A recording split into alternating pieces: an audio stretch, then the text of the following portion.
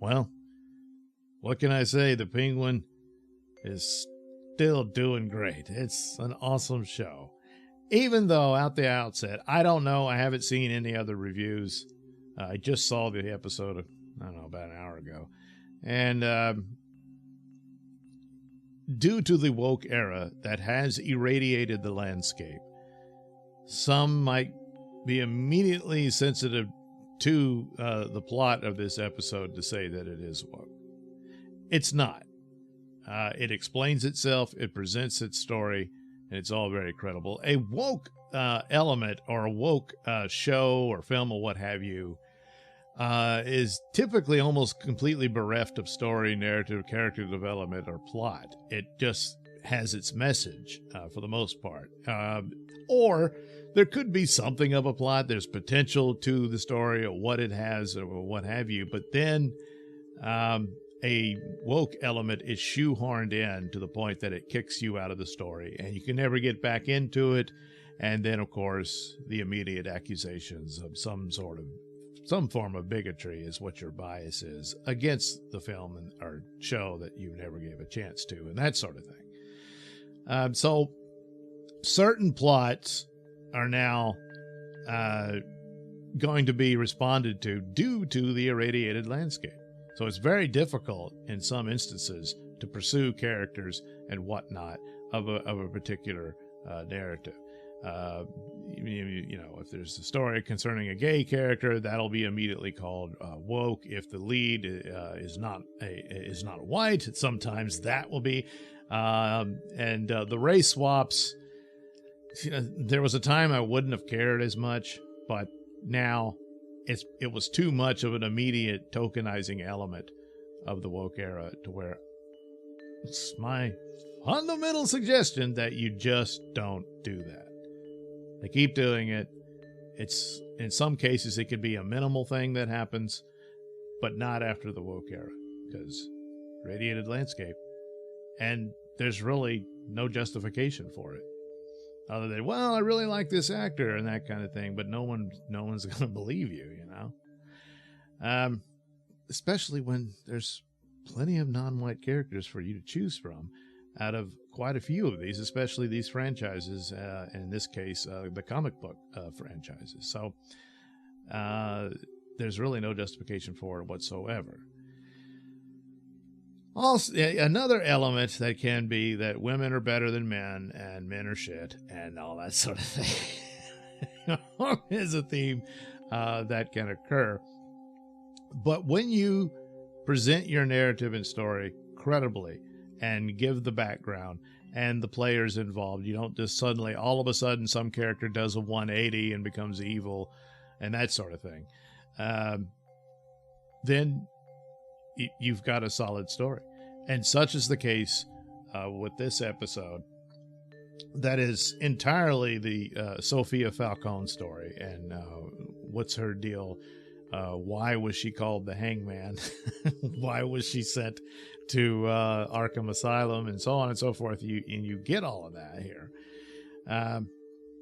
And so it's quite the character study of her. So it's a great episode, even though the Penguin's barely in it.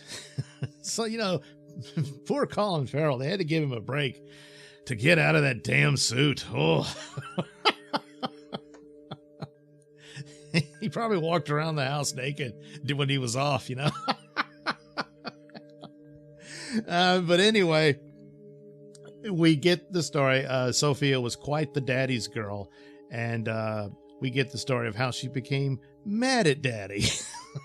But she's justified in it. Turns out, well, daddy killed mommy initially. Doesn't come right out and say it, but it's pretty obvious. Yeah, he did. And then there's a series of murders. Sophia finds her dead mother hanging from the ceiling. Daddy didn't mean for her to do that, but nevertheless she did. And then years later, there's a bunch of women who worked at the Iceberg Lounge turning up dead by hanging. So there's this reporter chasing after Sophia and stuff like that, and Sophia's getting nervous and this doesn't really add up and stuff. And eventually sees the reporter. The reporter presents her evidence, but Sophia just can't accept it. And she's not going to turn on Daddy.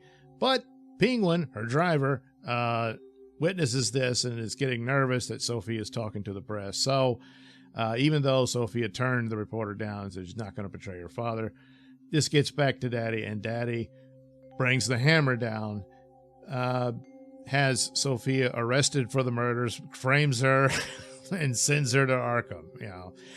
He was about to hand her the keys to the kingdom, but he feels betrayed by her, so off she goes. And her stay at Arkham is not pleasant. No, it's full-on torture. She's brutalized there, goes through all this, and there's the different means by which they break her and push her into killing someone who turned out to have been a spy. And all this is just, it's really awful and horrible what happens to her. And but it explains her. It explains her a lot, And when she finally, gets out, she's had enough. And of course, the opening of the show reveals what happened at the end of last episode, in which she's fully aware of the Penguin's betrayal of her. And so there you go. Now the war is anew for her versus the Penguin going forward in this. And she gets her revenge on the family and ultimately concludes that men have been, she does make the statement, and you can think, that's a little on the nose. And you can argue she's not sparing any women except for a young girl in the family, who the young girl will be the new Sophia at one point, but she'll be mad at, I guess she's probably going to adopt the girl, since doesn't end well for the family at the end of this episode. So there's something, she's actually become her father, which is, the root of her problem here, who betrayed her and all this sort of stuff. But that's the tragedy of the character. She's going about it the wrong way. If only she could have reached out to Batman, but for some reason he's not around. But her statement on all these men betrayed her, and this comes out of the biggest betrayal was her father. So yes, it's mad at Daddy-itis, but you can understand it to a point, except the one person who never betrayed her, the one person who stood by her and did everything he could to get her out, and eventually did, was her brother, who is a man, or rather was. He's dead now, but but that, that's the thing. But she almost had the kingdom. Daddy got mad, threw her away, but now she's taking the kingdom. That sort of thing is how that plays out. But ultimately, she has become what she hated the most. What did this to her, what destroyed her. And it's the time to think, it's how broken is she. She's gone over the edge. Crazy is not enough to, because, to be some sort of excuse or justification for it. You can understand her anger and hatred. And a couple of these guys had it coming, so... But the rest of them are just cowards and a-holes who looked the other way, and didn't come to her defense. And the only one who did is no longer with them, and that sort of thing. But she chose the wrong path, and now she's become the villain here. But there's no heroes here. Batman's on vacation or whatever. So it's a war of villains at this point.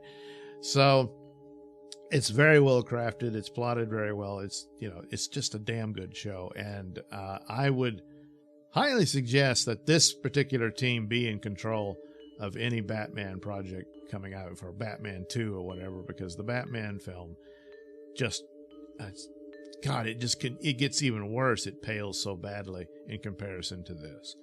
So another well done episode. There's ways it could have gone wrong. In my opinion, it didn't. And I chalk that up. Anybody saying otherwise is, you're sensitive to the irradiated landscape. And that's something to understand and remain and maintain one's objectivity in this, which was completely abandoned by the woke era. And you know, it doesn't do any good to do your opposite version of that, because then you're just as bad as the woke were in that means by which of assessing art. So I'm fine with the episode. I think it's great. Now, look, if the end result of this, because Colin Farrell has indicated he can't stand being in that suit, maybe they could have it where Penguin loses weight or something. But if they do this where Sophia wins out overall and kills the Penguin and then takes on the Penguin name, and maybe her leg gets broken and she has to walk with a limp or some crap like that, then okay, no, I'm not. Please, God, don't do that. If they kill Penguin, they kill him, you know. But I think the obvious idea here, and that makes it more tragic as to what happens to Sophia if Penguin kills her and he becomes the real kingpin of Gotham crime. That's more in keeping with the overall story, and it's also a part of the what evil does, you know. And it's like, God, not only is it just horrific, it's so damn sad, you know, and there's a lot of power in that. And so we'll see how this turns out. There's always a caution with shows, and even when they're really good, they find a way to stick it to you. I hope that's not the case, but so far it isn't.